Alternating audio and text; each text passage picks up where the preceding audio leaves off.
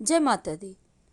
नवरात्रि में कर्जों से मुक्ति पाने के लिए छोटे से प्रयोग किए जाते हैं। वैसे तो आप 3 दिन लगातार ये प्रयोग कीजिएगा, लेकिन मान लेते हैं आपने नवरात्र में किसी कारणवश नहीं कर पाया, तब आम दिनों में 3 शनिवार ये प्रयोग कीजिएगा। नवरात्र के 9 दिनों में किसी भी दिन अगर एक छोटा सा प्रयोग कर लें तो आपके जीवन के बड़े से बड़े कर्जे भी सरलता से समाप्त हो जाएंगे, धन आने लगेगा और कर्ज से मुक्ति मिल जाएगी। आपको ये प्रयोग हालांकि 3 दिन लगातार करनी है, लेकिन नवरात्र के किसी भी दिन से शुरुआत करके कर सकते हैं। अगर नवरात्र में नहीं कर पाए किसी कारणवश, तब आप बाद में कब करें ये भी हम आपको बताएंगे। तो चलिए शुरुआत करते हैं। कर्ज तो हर कोई चाहता है वो कर्ज मुक्त जीवन जिए।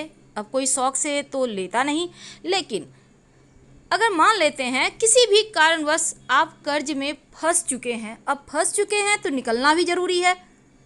दोबारा से आप गलती नहीं करेंगे, लेकिन अभी जो आप कर्ज की समस्या में फंसे हैं उनसे बाहर निकलने के लिए माता रानी के शरण में आना होगा। इस नवरात्र में एक छोटा सा प्रयोग कीजिए, बड़ा से बड़ा कर्जा भी समाप्त हो जाएगा। सबसे पहली बात तो आपको चाहिए होगा सूखा हुआ नारियल का गोला। सूखा नारियल क्या होता है, देखिए जिसमें पानी नहीं होता ना, सूखा हुआ नारियल का गरी टाइप का मिलता है। तो आपको समूचा लाना है, टूटा फूटा हुआ नहीं लाना है, एक समूचा लेके आना है 3 की संख्या में। 3 आपको लाना है, छोटा बड़ा मायने नहीं रखता, आप छोटे छोटे भी देख के सुंदर सा ले सकते हैं, कोई दिक्कत नहीं है। अब 3 गरी और चीनी ले आइए, हाफ kg, घर में यूज होता ही होगा। तो 3 गरी लाना है, यानी कि नारियल का गोला लाना है सूखा हुआ, और इसको लाकर एक एक करके 3 दिन में 3 गरी का प्रयोग होगा, याद रखिएगा।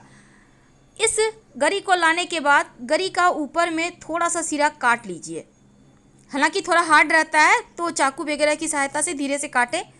अब इसमें चीनी भर दें, जितना आता है पूरा भर दीजिए। ऊपर से जो काट के आपने हटाया है ऊपर से ढक दें।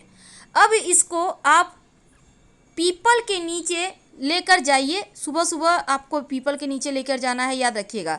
सुबह सुबह पीपल के नीचे लेकर जाइए और मिट्टी में हल्का सा मिट्टी हटाइए, पीपल के नीचे के पास से मिट्टी, और फिर वहाँ पर रखकर इस गरी को फिर से मिट्टी हल्का सा ढक दे, यानी हल्का गड्ढा करके उसमें डालना है।